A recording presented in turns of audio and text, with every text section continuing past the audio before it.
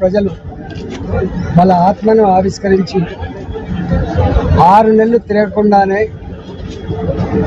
మేమంతా బీజేపీ వెంట ఉంటాం, మళ్ళీ మోడీ గారే దేశంలో ప్రధానమంత్రి కావాలి, దేశం సురక్షితంగా సుభిక్షంగా అభివృద్ధి పదంలో నడవాలంటే, నిరుద్యోగ యువతకి ఉద్యోగాలు రావాలంటే, పేదలకు ఇల్లు కావాలన్నా మోడీ గారే మళ్ళీ ప్రధానమంత్రి కావాలని వాళ్ళ ఆత్మను ఆవిష్కరించి తెలంగాణ ప్రజానీకం 17 సీట్లలో 8 సీట్లలో భారతీయ జనతా పార్టీ అభ్యర్థులు గెలిపించిన సందర్భంగా వాళ్ళందరికీ వినమ్రంగా శిరస్సు వంచి నమస్కరిస్తాము.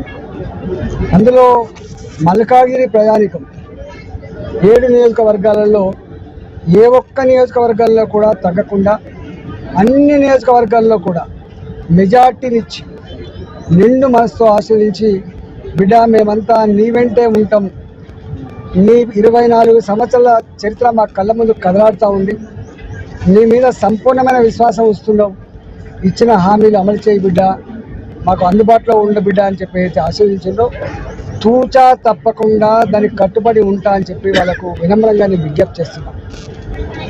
ఈ మొత్తం పార్లమెంటు పరిధిలో అతి ఎక్కువ ఒత్తిడికి లోనైన నియోజకవర్గం ఎల్బీనగర్ నియోజకవర్గం. మా కార్పొరేటర్లు ఉన్నప్పటికీ, మా నాయకత్వం సమున్నతంగా ఉన్నప్పటికీ కూడా అనేక రకాల ప్రలోభాలకు గురి చేశారు, అనేక రకాల ఒత్తిళ్లకు కూడా గురి చేశారు.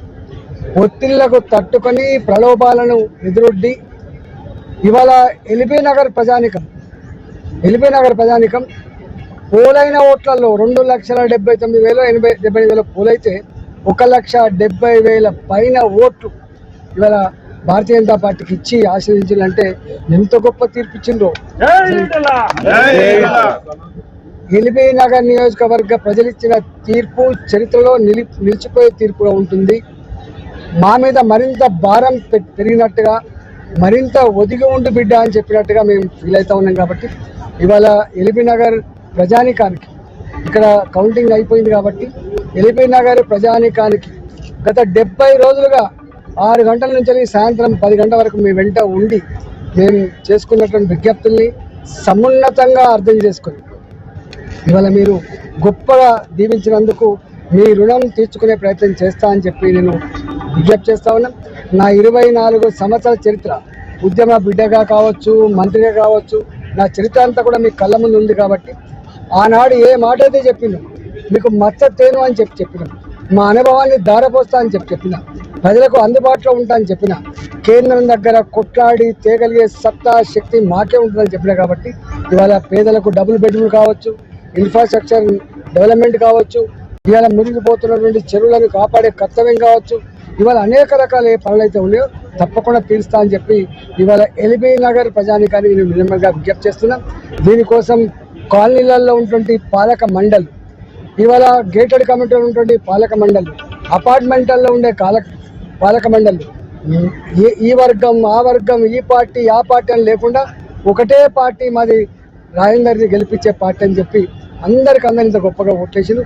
దీనికి నాయకత్వం వహించినటువంటి మా ఎల్బీనగర్ మా అధ్యక్షుడు రంగారెడ్డి గారు కావచ్చు, మా గౌరవ కార్పొరేటర్లు మత్స్యరెడ్డి కావచ్చు, కొప్పుల నర్సిరెడ్డి కావచ్చు, పవన్ కావచ్చు, కిరణ్ గారు కావచ్చు, అదేవిధంగా జీవన్ కుమార్ గారు కావచ్చు, నరసింహ ప్రేమ్ కుమార్ రెడ్డి, ప్రేమేశ్వర రెడ్డి గారు కావచ్చు, సురేందర్ యాదవ్ గారు కావచ్చు, వారితో పాటుగా మా రవీంద్రనాథ్ మా నియోజకవర్గ ఇన్ఛార్జ్, అదేవిధంగా అనేక మంది నాయకులు, మా నాయకులు అంతా వాళ్ళ నాయకత్వంలో ఇవాళ ఈ గొప్ప విజయాన్ని సాధించినట్టుగా మేము భావిస్తూ ఉన్నాం. కాబట్టి ఇవాళ దాదాపుగా ఈ పార్లమెంటు పరిధిలో 4 లక్షల మెజార్టీతో గెలవబోతున్నట్టుగా అంత ఉంది. ఇప్పటికే 3,87,000 డిక్లేర్ చేయబడ్డది.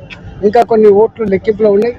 4 లక్షల పైచలకు మెజార్టీ ఇలా మల్కాగిరి పార్లమెంట్లో ఇస్తున్నారంటే ఇవాళ ఇక్కడ అంతా విజ్ఞులు ఉండేటువంటి కాన్స్టిట్యున్సీ, చదువుకున్న ఉండే కాన్స్టిట్యున్సీ, రాజకీయ పరిపక్వత ఉన్నటువంటి కాన్స్టిట్యున్సీ, మినీ ఇండియాగా తెలంగాణ సెటిలర్స్ కావచ్చు, దేశవ్యాప్తంగా ఉండే సెటిలర్స్ కావచ్చు, అందరూ శ్రీనివాసం ఉండేటువంటి ప్రాంతం. కాబట్టి ఇంత పెద్ద మినీ ఇండియాలో ఇన్ని వర్గాలు నివసించేటువంటి ఈ గడ్డ మీద ఇలాంటి తీర్పు, మళ్ళీ సువర్ణాక్షరాలతో లిఖించబడేటువంటి తీర్పు, ఈ తీర్పును సమున్నతంగా కాపాడడంలో మా పార్టీ యంత్రాంగం అంతా కూడా 5 సంవత్సరాల కాలం పాటు మీ ముంగిట్లో ఉంటామని, మీతో ఉంటామని చెప్పి మీకు విజ్ఞప్తి చేస్తూ నమస్కారం.